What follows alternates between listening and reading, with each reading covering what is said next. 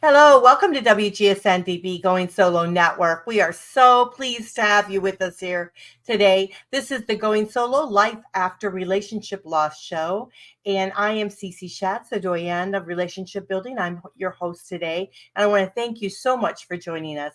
Of course, if you want any of the other information, you just go to goingsolomedia.com. Goingsolomedia.com has all of our wonderful hosts and our wonderful guests on there. Great information there, blogs, all kinds of things that might help you through what you may be going through. And we have a very special guest with us today, so I want to make sure that we bring her right on. We're going to be talking about I'm getting divorced, now what? At the beginning of divorce, it's really crazy. There's a lot of things that are happening. We were just talking before the show. It's like one party is ready to move on, so they're kind of businesslike. The other party is really working through their emotions. So it's a very difficult, very, very difficult time. And so we have the guest that's going to help us through that. And we are so proud to be able to say she is one of our elite guests. Let's bring her forward. Hello there, Jill. Hi, how are you, Cece? Oh, it is great having you. We are great here. Well, we're talking about I'm getting divorced, now what, with one of our elite guests, Jill Barnett Kaufman. And she's you've been around for quite a bit. Not to say that you're old or anything like that, but you've been through this time and time again. You're an LCSW, you're a licensed therapist, a divorce coach, a mediator, you're author, and co-parenting expert. So if there isn't anything you haven't seen or experienced, I'm sure, because you've been doing this for quite some time. And of course, I want to make sure I share it right at the beginning. Go to divorcecoachjill.com, and a lot of information on there that I think you'll find helpful. But tell us a little bit about yourself, Jill, why you decided to help others get through probably one of the most difficult times in their life. So I was married for 20 years. I was a therapist and I had 3 kids. And then in 2012, I went through my own really difficult divorce. And as a therapist, I thought I was going to be able to handle it emotionally. And, I had my own therapist, I had support.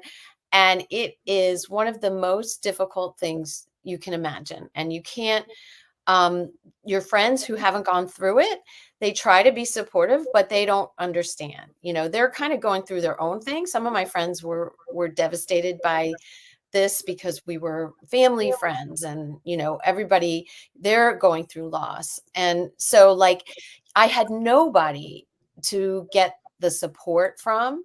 And it was really difficult for me. I couldn't eat, I couldn't sleep. I hired an attorney, and my ex at the time was like, well, if you're going to hire an attorney, I'm going to hire an attorney. And then forget it. We were adversaries. The attorney fees were horrible.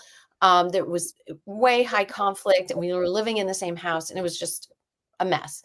And my kids were impacted. And I was a parent educator also. I was like, oh, I'm not going to hurt my kids, right? But my kids were hurt. It was just a mess. And so after I got out of it, and we came to agreement and I moved forward. I realized that I'm not the only one going through this. And back in 2012, there were no divorce coaches. There was nothing really for help. And so I started working with people going through divorce. I really, wanted them not to make the same mistakes that I made.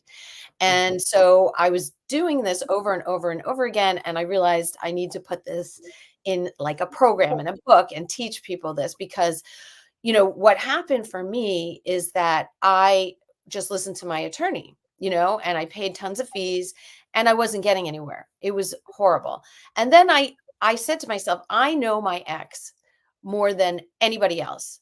I know what's important to him, and I figured it out. I figured out what to give him so we could get to an agreement. And my attorney told me not to sign the document, not to sign the agreement, because she didn't advised me it was a good deal. And over 10 years later, I'm very happy I signed that agreement, because we know what's important to us. We have to figure that out. And attorneys don't. They're not mental health professionals. They're not parenting professionals. They don't They only know the law. And a lot of people use them for everything. And that's one of the big mistakes that I want to help people avoid. Yeah, I think that's great. I mean, I think attorneys are wonderful. I'm not saying that there's not a place for them. There most certainly is, but there's a lot of times we can handle this through mediation, different ways. We've got collaborative attorneys. We've got a lot of various different things to us now available that we can look at divorcing in a different way. But it just seems like, and like I said before at the beginning of the show, it just seems like one party is, kind of businesslike. They're kind of they're ready, right? They're already ready out. Their mind's already mentally there. They're gone. Where the other person is trying to catch up, right? They're so in the emotional part of it because the other party's already gone through that. They already made their decision that they're moving forward, where the other person is really stuck in the muck.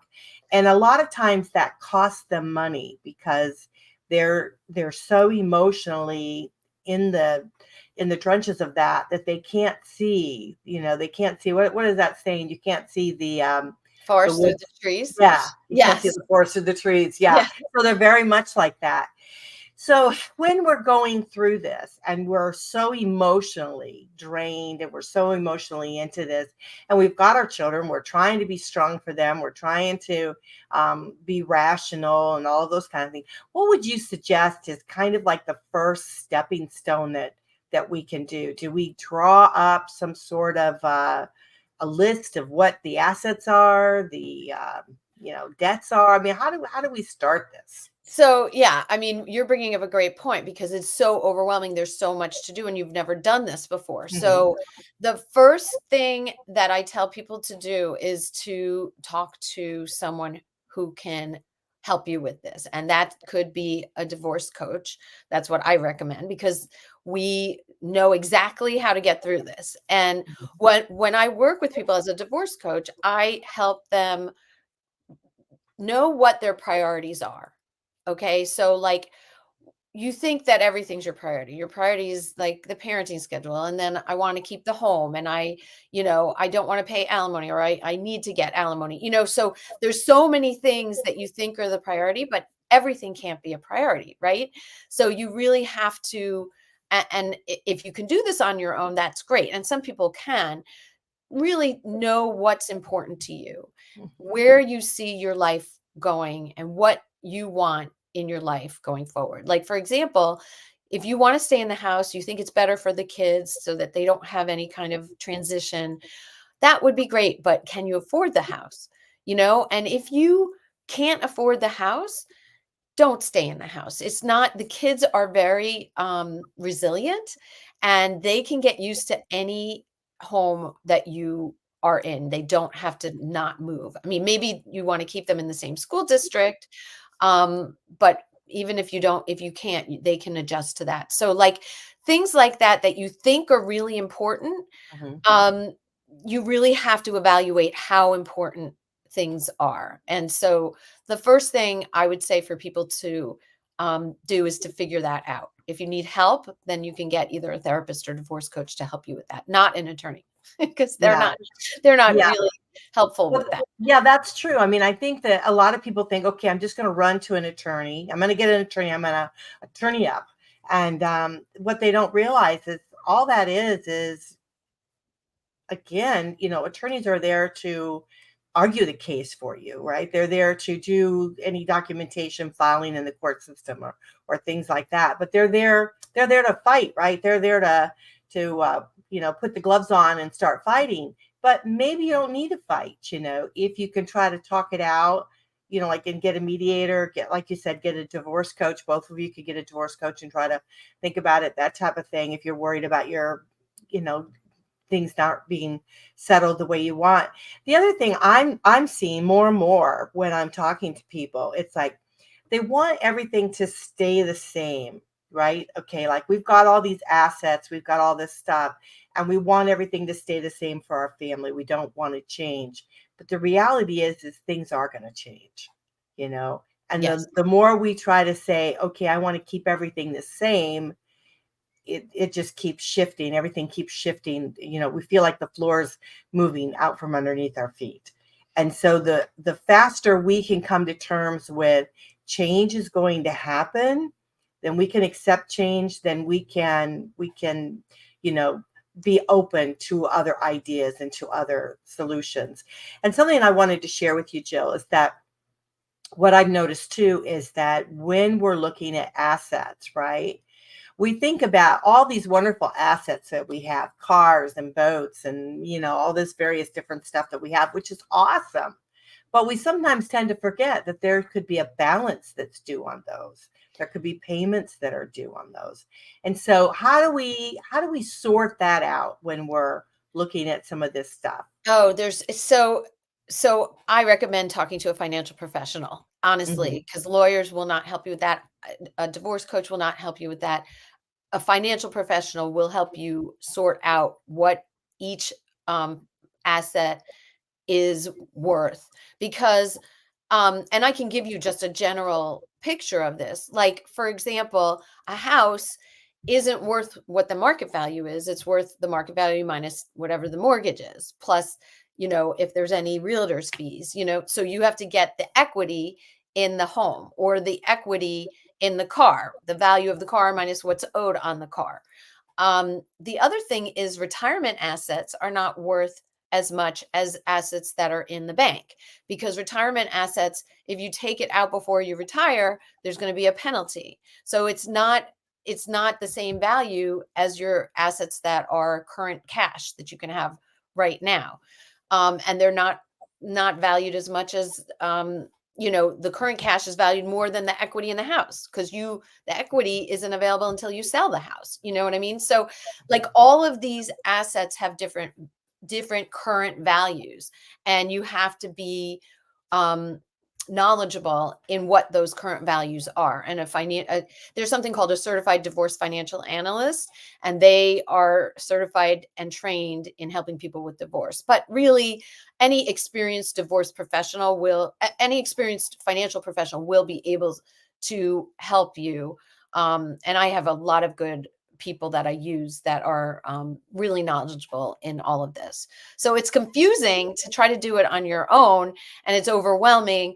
You're, like you said, you're so emotional, and you have to be really focused and organized in order to go through a divorce, because there's a lot of things to think about. And so that's why trying to do it on your own is really overwhelming.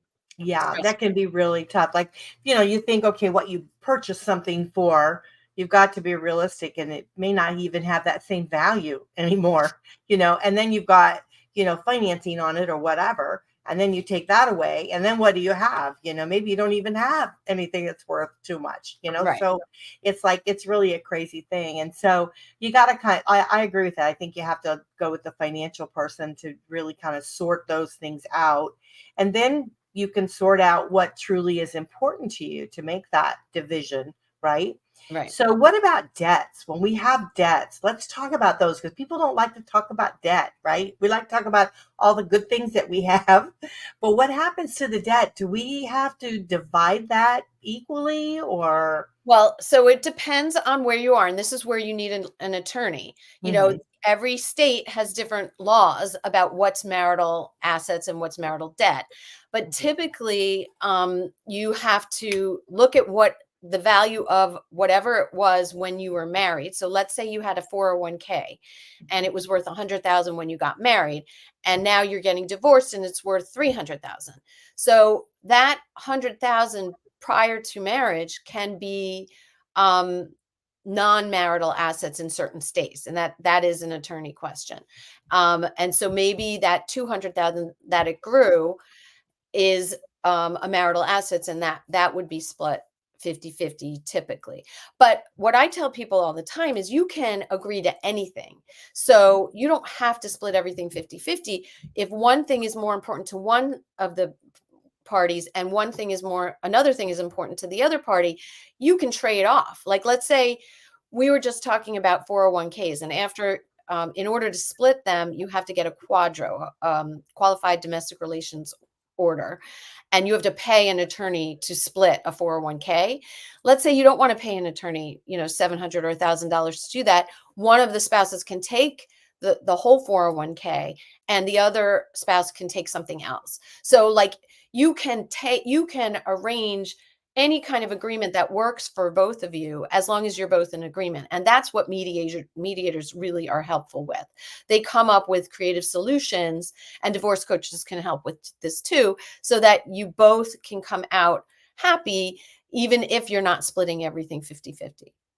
Right. That's great. That's a great idea because a lot of times you'll have, maybe one party will have the retirement fund and the other party may not have that. And so there again, they could have that retirement fund, but then they could get credit on something else and work Like out. the home, like, Yeah. equity in the home or something else. Yeah, for Right. sure. So they can be creative in it. That's really the benefit of it. And I think that's what's really great about mediators and divorce coaches is that they can actually sit down with you and talk to you about that. Now, let me ask you, if you're, for instance, you have an attorney, right? He gets an attorney, she gets an attorney. Could they do the same thing with like a divorce coach? Can you have, one could have their own divorce coach and the other could have their other divorce coach and then you work together? Or is it better just to have one coach to try to sort things out, like one mediator to try to sort things out? So usually divorce coaches work with individuals. And so each of you would have a divorce coach. That would be great. The mediator, you would have one mediator that you work with, and you don't need to have attorneys there because in mediation, you don't sign any documents. So you're not making any agreements. You're just coming up with ideas. And when you say that you agree, or you say, let me talk to my attorney, and then I'll come back and let you know if I agree. So you really don't need your attorney in your mediation. And a lot of attorneys like to go to mediation. They get paid for it, and they feel like they're involved and they can help the person. But you really don't. If you get a good mediator, you don't need them. You can always go to them after and ask your questions and then come back with the information at the next mediation session. So Excuse me. it's So important. really, that's a money saving tip to think about it. So if you, for instance, if you don't, as we say, lawyer up or whatever, if you don't do that, you could get a mediator and have a divorce coach talk about what you need to do and then have the mediator draw up all the documentation that could be filed that could move you through to the divorce without anything else. Or again, you could go back to the attorney and they can draw up the documentation and things like that. So, I mean, So, yeah. yeah. So one thing that lawyers do, which is the Mhm. big mistake that people make, is that they will take control of your divorce, and they will have all the communication will be through your attorney and their attorney. And that is really expensive because you're paying for every time you talk to your attorney, every email they read, every phone call they make, every time they talk to the other attorney. And Mhm. it goes around. So like it's amazing how quickly they can go through retainer if you give them a retainer. Whereas if you use them as a consultant, like what I'm talking about, it's significantly less money. And you get the same, if not better results because the conflict is going to be kept low in mediation. Right. And that's what you want to do is you want to try to keep that conflict low so that it can be, you know, move through not only, and you can also do it in your own pace. It's not like, right, you don't have to hurry through it. I mean, you can take it slowly, take one section at a time. Like if you want to divide up, into certain sections, because you're going to have like the parenting plan, you're going to have the division of assets and debts, and so you could sort those things out and tackle Alimony, one. child support. Yeah, there's Right. lots of stuff. Yeah. Yeah, so you could and that also helps the emotional level because you're taking it by small pieces and you're sorting it through. Because a lot of times when you're going through the process of divorce through the attorney, what I have found is that it's like this lapse of time where nothing seems to be happening. And you get so worrisome about everything during that lapse of time. And then all of a sudden everything is done bing bing bing at one time and then it moves forward. If you're able to do with divorce coaches and through mediation, it can be a slow progression of time and where you're in control of it, you know. And I would much rather, I mean, how about you, Jill? I would much rather be in control of my divorce versus not in control of it. So, Yeah, well, absolutely, and talk about not being in control. If you file with the court, you're not in control at all. You have to go by the court's availability. And mhm, so, when you're doing it yourself, you are able to, do it as fast or as slow as you want. And usually with the court and filing with the court and using attorneys, it's going to be a very, very long process. And it's very frustrating, and um it's not ideal because sometimes you're living in the same house with each other and you can't move out until this is all done, if you can't afford that. And then that's not great for kids if there's kids, and all the tension that's there. So you really want to get this done in a time frame that works for you yeah, and your very team's. much so. So I really do like the idea of having a mediator, divorce coaches versus an attorney arguing and fighting. If you can, the conflict, if you can help with that. Not to say that attorneys are not good. I'm not saying that No, they are. no, I'm they're just very useful, and there's some amazing, amazing attorneys. Some of the bad ones get like a bad reputation for all of them. There's a lot of really great attorneys out there, but it's finding them and it's using them effectively. yeah, and some of them do believe in mediation, so they even, even do go that route themselves, so they do a good job with that. Now, again, let's, I know like in the state of Florida, mediation is a requirement. You have to do mediation. So you think about it. So here now you're paying a mediator too, and you're paying the attorneys too, and Yeah, and if you have a divorce coach, you're paying for the divorce coach too. And if you have somebody that you have to sort out the financial stuff, you're paying for them too. So you got to think about this for a minute. How much money are you spending?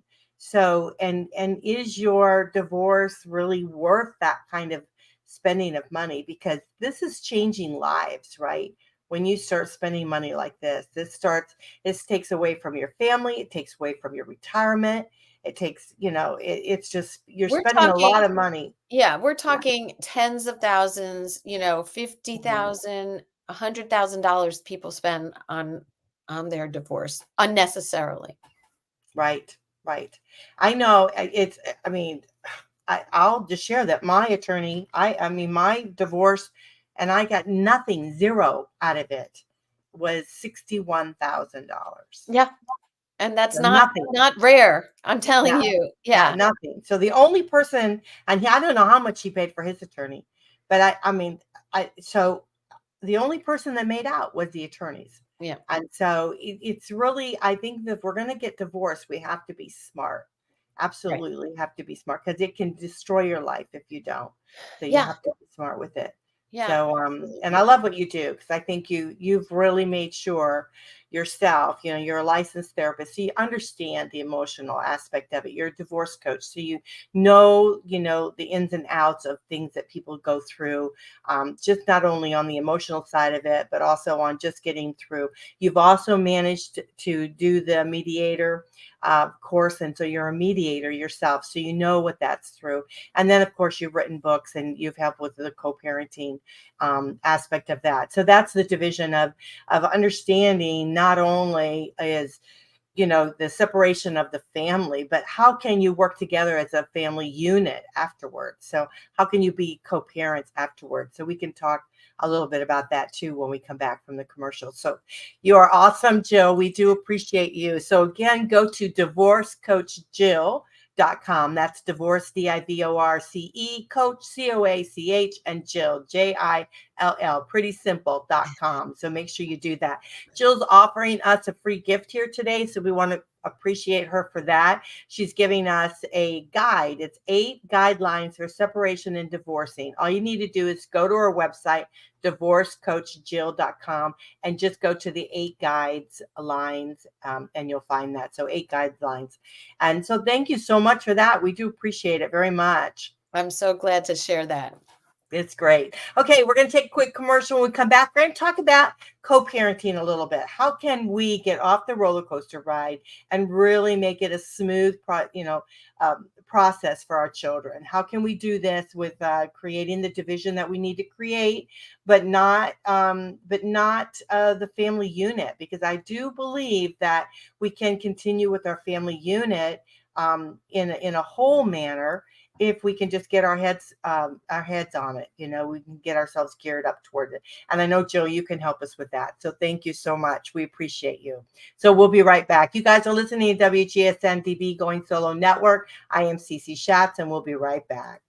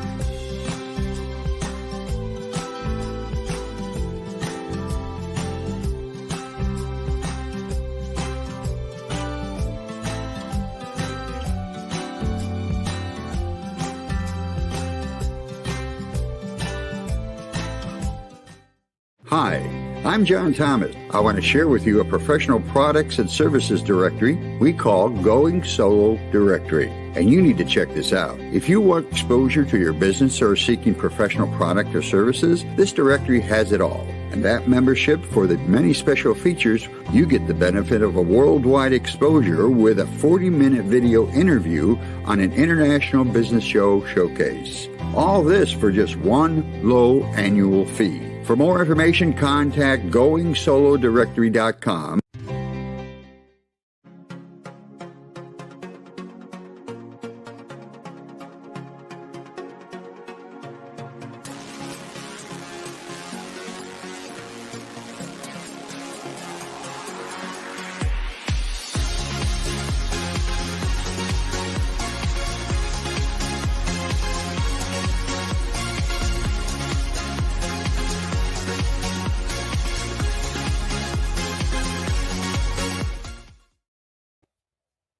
Welcome back to Going Solo Life After Relationship Loss. And you guys are listening to WGSN-DB Going Solo Network. And we want to thank you so much for joining us here today. I am Cece Shatz, your host, and we have our expert here with us. We have elite guest Jill Barnett Kaufman. We're talking about I'm getting divorced. Now what? What the heck? It's like really a very, very, very difficult subject. We talked a little bit at the first part of the show about kind of like dividing our assets, dividing our debts, which we don't like. And but now what we're going to talk about is a little bit of the co-parenting. How can we possibly make this a little bit smooth, as we can on this division? But Jill, we want to make sure everyone knows Jill is an LCSW. She's a licensed therapist. She's a divorce coach, divorce mediator, an author, and a co-parenting expert. So she knows her stuff. Again, you guys check out her website, divorcecoachjill.com, and we would appreciate you doing that.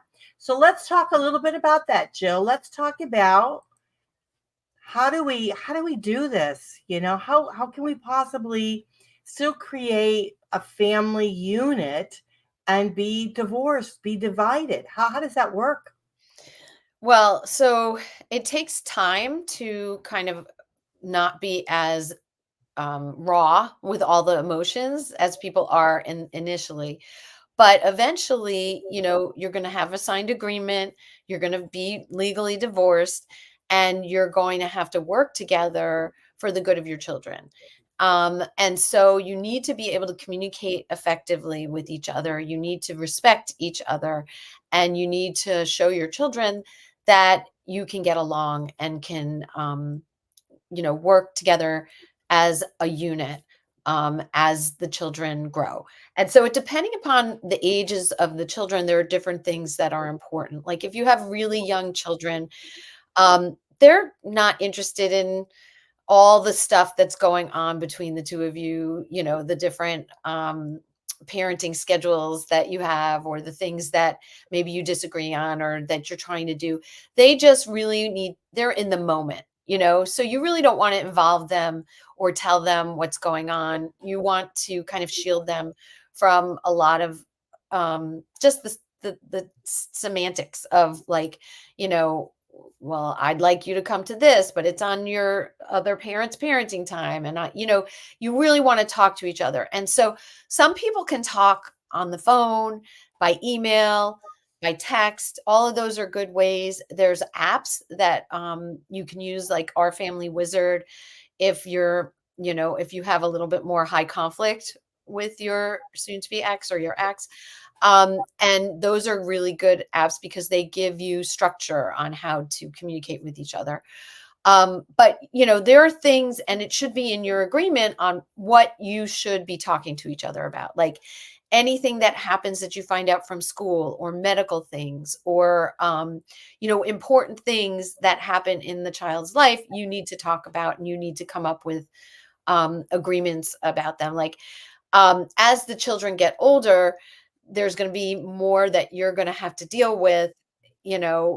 For example, when my child was in high school, he got into trouble with the principal, and we had to go in and, go to the principal's office and be told about what he did. And then we talked together about how we were going to punish or give consequences. And we ended up saying that he had to be home by 8 o'clock every night, no matter whose house he went to. And it was for about, 8 days or something like that. But we did it together. We talked to him together, and it worked out great because he saw us as a unit. And if they don't see that, especially when they're teenagers, they can play one of you against the other. Even younger kids can do this. They'll play you one against the other, and it's not good for them. It's not good for their emotional health to feel that much power, when they are, trying to work through things with their parents. They really need to have a parental team, whether you're divorced or not divorced, so that they feel safer and they know that they can't, get away with things. So it's really important that you recognize that no matter how you feel about each other, you have to put that aside and you have to work together for the good of your children. Yeah, I agree with that. I think that that's great. And I know even from a personal standpoint, we did do a very good job, I think, with regards to that. And even now with my son in college, we still we still do it. We'll text each other about something, and then I'll say, you need to talk to him, so that way he'll talk to him. And then if we want to just double bang him, right, we do a joint text.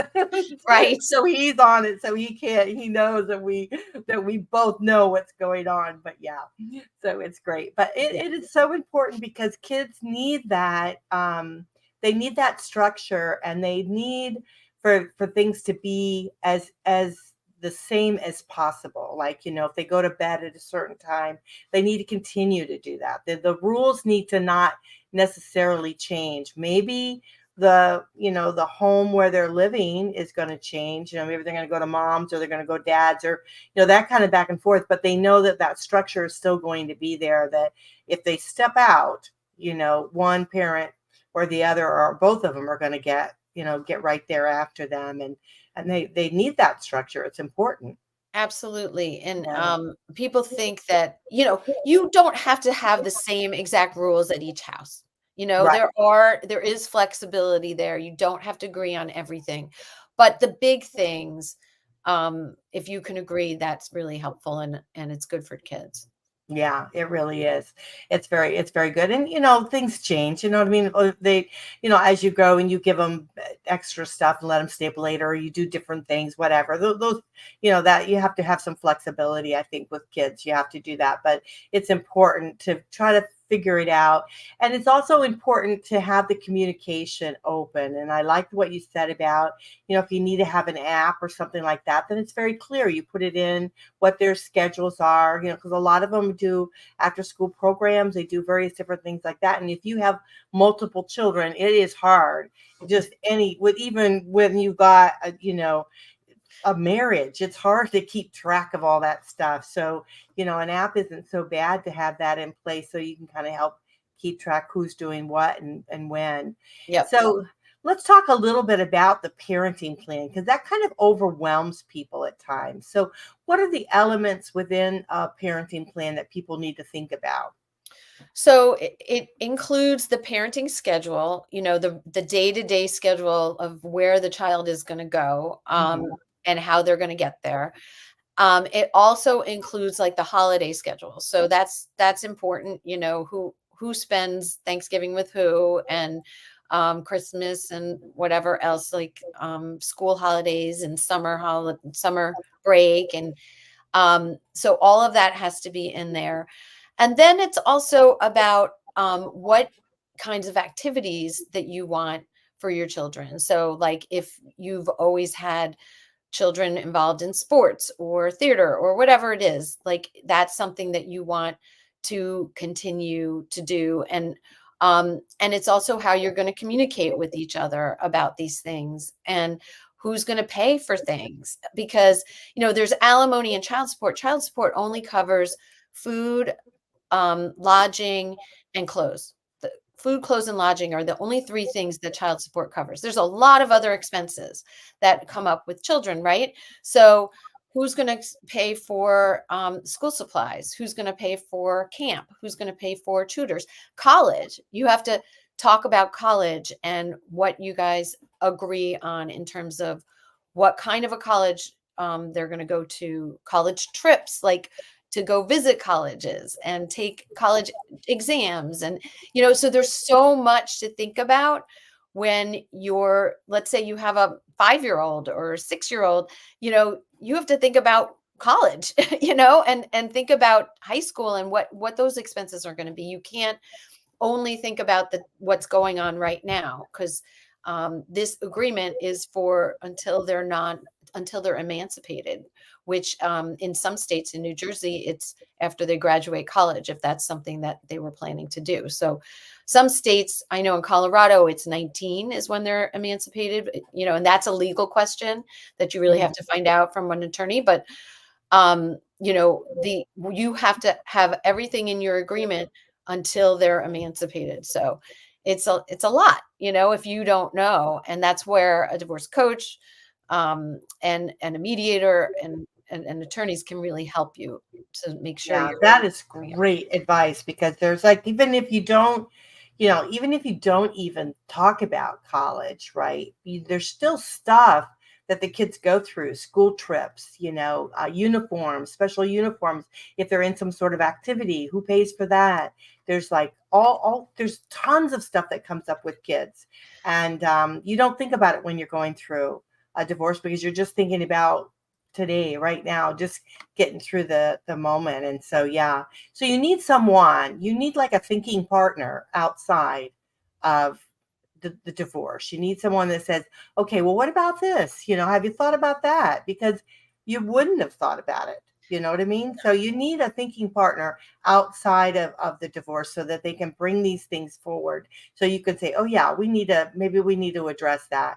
And it's not a negative thing. It's a positive thing. It's the more you can talk about and discuss and agree upon, the less confusion it causes. That's what agreements are for. It doesn't mean necessarily that an agreement is supposed to. I remember one time years ago, I had to go to court for something stupid to try to make it happen. And that's what the judge said. The judge said it's not an agreement based on, that you need to, take her and nail her hands to the floor. It's so that gives you a parameter in which to work from, and to be smart enough to, make concessions when concessions need to be made, and not make this big, huge process. So, yeah. So, so you want to think about that. Think about everything you can possibly think about before while you're going through this process.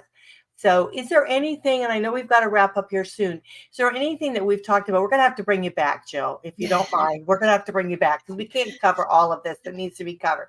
But is there anything you can think about, like just here in the last few minutes that maybe we want to share with the audience so that, they'll get them through to the next time you come back and we talk a little bit more about it? Yeah, absolutely. There are millions and millions of people who've been through divorce, and everybody who goes through it is overwhelmed and worried and scared about all of this.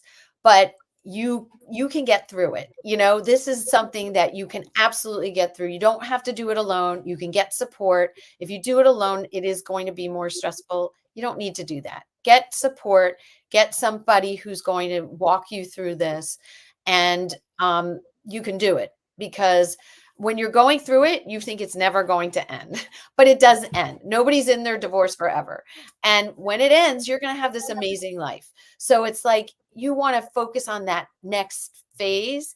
You don't want to be bogged down in this by yourself forever, and you don't need to be. Yeah, you're so right. So again, want to reach out to Jill. It's divorcecoachjill.com. That's divorcecoachjill, JILL.com. So reach out to her. She is offering a guide. It's like 8 guidelines for separation and divorcing parents. So it'll really help you through it. So it's 8 guidelines that will help you through your divorce and your separation. So go to divorcecoachjill.com, and then it's the /8 guidelines. Just go to her website. You'll find it on her website. And so it's not a problem there. So make sure you do that. But I think it'll definitely help you, because we need all the advice we can get, all the information we can get, to be able to get through this. And we want to thank you so much, Jill, for being with us today. Thanks. It's such a pleasure to be here, Cece. Thank you. Oh, it is great having you again. We had Jill Barnett Kaufman. She's an LCSW. She's a licensed therapist, divorce coach, divorce mediator, author, and co-parenting expert. And one last question for you. Can you help anyone in the United States? Oh, yeah. Anyone, anywhere. Canada. I have people from all over. Okay, so you can help anywhere, anybody, anywhere. So if you're going through divorce and you find yourself, kind of stuck in it, you want to save some money, but you want to try to, figure this out, then definitely reach out to Jill because she'll be able to help you. And again, you just want to go to divorcecoachjill.com. She's got a place on there. You can ask, send her a message. She can answer you. Also, you can go on our website, Going Solo Media. All of our information is on there about Jill because she is one of our elites. She helps us out here and supports us here on the network. So we appreciate her for that. So thank you. All right, everyone, we're going to have to close. I hate to do that. You guys are listening to Going Solo Life After Relationship Loss on WGSN-DB, Going Solo Network. I am Cece Shatz, and I'll catch you back next time. Bye for now. Oh, we have a comment. Oh, here, Christine. Hey.